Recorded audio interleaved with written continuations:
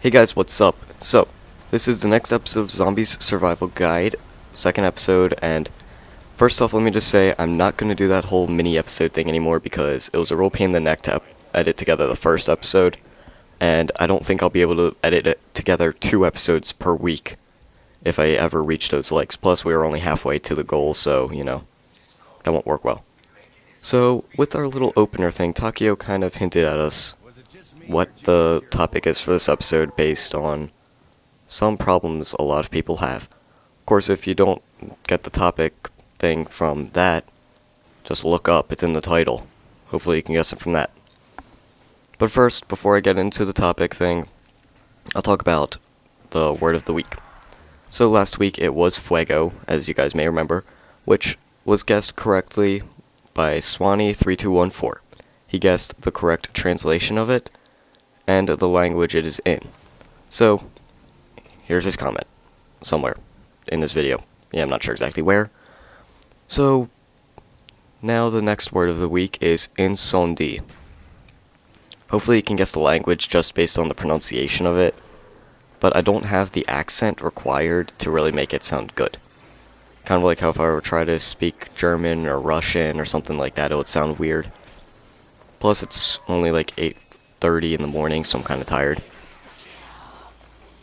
So, on to the topic. So pretty much this is about getting points, especially early in the game, because a lot of people get into the game and don't have many points, so then they can't buy things like Juggernog early on, and then they start dying, and then they just get a dying streak the whole game. And then you're just like, you're doing well, so you just have to like drag them along to get farther, but finally you can't hold them up anymore, and then you both die. It's happened to me a lot, so first off, you want to milk the points out of the zombies, which I'm going to say milk a lot in this episode, so please don't take it in a perverted way, or else a zombie will come up behind you and bite your neck off. And then, of course, by the whole song thing with the what body parts connected to which, he would also be biting your head off because your neck is connected to the head. So yeah, don't take it the wrong way, please. I already have to deal with it at school and other places when I say milk points, and then people start giggling. So yeah, though, pretty much what I mean by that is like, if you have a zombie, and you don't have any other zombies, let's say it's round 1, knife him to death. Just knife him, because here's how the points work. A lethal kill with a knife is 130 points. Lethal headshot is 100. Lethal neck shot is 70, lethal body shot is 60, and then lethal limb shot is 50. Also, a lethal explosive shot or other wonder weapon except the VR11 shot is 52. Thing about the VR11 is you only get points for that if you hit a guy and then the guy runs away and then gets killed by other zombies. If a person shoots his head off, it doesn't do anything, which sucks. Which is why the VR11 sucks. So, round 1, you might want to just knife the zombies because it only takes 1 knife to kill them. Round 2, I generally just knife them twice. Round 3, I will shoot them once, like shoot 1 mag of the Colt M1911 into their chest area, and then knife them twice. And then round 4, I do the same thing. Round 5, I generally leave and get another weapon, but if I don't leave, I'll generally just, again, shoot them once, like shoot 1 mag into them, and then knife them to death the rest of the way. And of course, on insta-kills, I always knife, unless there is a huge crowd of zombies. Or I have the flamethrower, in which case, those zombies will burn. So then, of course, you've got the problem of, well, frick. Okay, I'm having a brain fart. Yeah, okay. So, you always want to use all ammo in a weapon before trading, because otherwise you will have the problem where you buy the gun box thing a whole bunch of times, and then you don't actually get a good weapon at all. But then you spent all your points. At least if you buy the weapon box once and get a moderately good weapon, like maybe a Spectre, it may not be the best weapon, but around like 10, it can still kill the zombies and it gets you a lot of points. So you might as well use weapons like that for lower rounds, because it'll still get you points. Then of course, as I told you before, with the first episode and then earlier today with the points thing, headshots are great. They use up less ammo, which is great because that means you can shoot more zombies and get more points from that. And they also just get you more points than killing them in any other way. So you want to aim for the head, especially when there's like a huge group of zombies. In which case you want to just aim up at the head area of them all and just mow them all down. Or of course you can aim low and kill the gas zombies right near them. Because the gas zombies will, when they die, explode. And the explosion actually hurts and kills zombies around them. And of course, you want to aim enough that you can hit the zombies instead of wasting your ammo, because it's better to hit a zombie and get points than to miss him, waste your ammo, and get no points. So don't forget though, that's the good thing about being surrounded. As Chesty Pooler of the USMC once said, so they've got us surrounded. Good. We can shoot in any direction, those bastards won't get us this time. Or, no wait, those won't get away this time, that's how it goes. Yeah, pretty much that's a quote by him. He also supposedly said, just, we're surrounded. That simplifies the problem. So pretty much being surrounded has its perks. Although, if you don't have like a monkey bomb, or a thunder gun, or a Wunderwaffe, you're probably screwed. Now you want to take advantage of crawlers. This is a great time to go around repairing barriers that get you points, and also delay the next round's zombies barrage breach thing.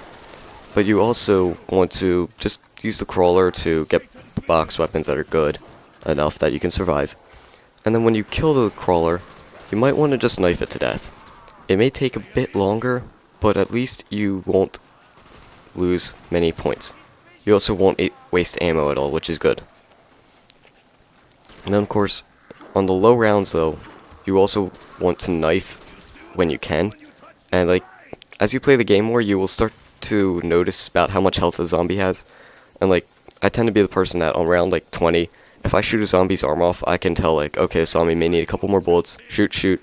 Okay, now he's good for a knife. And then I'll lunge in and knife him. Also, when you shoot a zombie's head off, and they're still walking, anything will kill them instantly. You shoot them, they die.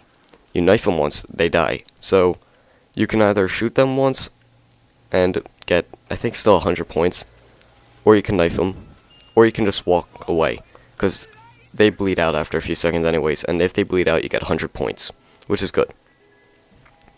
So don't forget though, on the early rounds, the Bowie knife is very, very good, although it may seem sucky.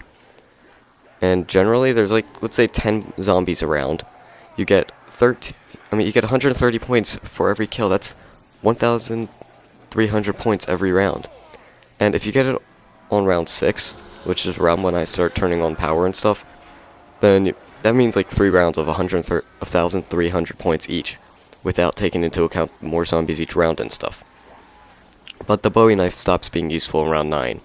But until then, you can make quite a bit of a profit if you just use that, and also if you get a ballistic knife, then it's better for a bit longer. Now, as I said before, Wonder Weapons get you only like 50 points per kill. That can make a huge difference later on, so it's good to have bullet weapons handy at all times. And if you get Mule Kick, it's a good idea to get a bullet weapon for that, instead of having a ray gun as your backup weapon. Because the ray gun will be needed later on, and you don't want to take chances of losing that at all. But at the same time, the bullet weapon can get you more points. So it's good to have like a ray gun, a thunder gun, and an HK, for example. Those are probably a good weapons setup thing. Now, you want to take advantage of double points whenever possible. Double points is especially good for headshots, because again, less ammo used up, and then not only do you just normally get 100 points, this time you get 200 for every kill. That's a lot better than 120. And then of course there's a knife. That's the best one of all, which, again, I only advise that though during insta-kills. And that's amazing when you get double points insta-kills, because then you can just go on a knifing spree. Now, wall weapons can save money, although they are more expensive than the mystery box. The reason why is, you buy the wall weapon first time, let's say MP40, that's 1,000 points, that's 50 more than a mystery box weapon. You run out of mystery box weapon, ammo, you have to buy another mystery box weapon for 950 more points. That's a whole 1900 points spent versus the 600, 500, whatever it is, extra points you'd spend on the MP40. Let's say it's 600 and 1,200 points total. So then that'll be 1,800 points. 1,800, 1,900. It's a bit lower. And then, of course, the difference is you still have the MP40. So then you can just keep on buying ammo, and you keep on saving money every time. It makes a difference. And when a person gets downed, he loses 10% of his points. When he gets revived, the person who revives him gains some of that points back. When a person bleeds out, everyone loses points. So it's a good idea to buy Quick Revive, and then you can revive your teammates more often when they get downed. Also, if they get downed and die, they lose their weapons and have to buy new ones. And then they have to buy their perks again. Just make it so that all they have to do is buy their perks again. It's a lot easier, and it decreases the chances of dying every round and then just not being able to make a comeback ever. So that then you're just dragging them along. Now, nukes and carpenters are great ways to make money. A carpenter is a good thing to get on later rounds if it's not putting you in danger. Like, if you shoot a zombie and it's right next to you, you might as well just grab it real quickly, as long as you're not about to die. But a nuke, you want to get in the later rounds only. It saves ammo, which is great, and it also gets you 400 points each teammate, plus double points will double the amount of points, while Carpenter gets 200 points normally. In the lower rounds, I generally don't go for the nukes though, because it is better just knife them to death and you get more points. Plus, the knifing is not ammo cost at all, so you use just as much ammo with a knife as you do with a nuke, so it's about the same. So that's just about all I have for this episode. Don't forget the word of the week is Incendie. So I hope you guys enjoyed this video, and so don't forget to suggest in the comments what you guys want me to make a video of next week, and then also just, well, leave a like, comment, subscribe, whatever. And please check out my channel too, 353blaze, and don't forget word of the week. Incendie, I need a translation of it and what language it is. So, see you guys, burn on.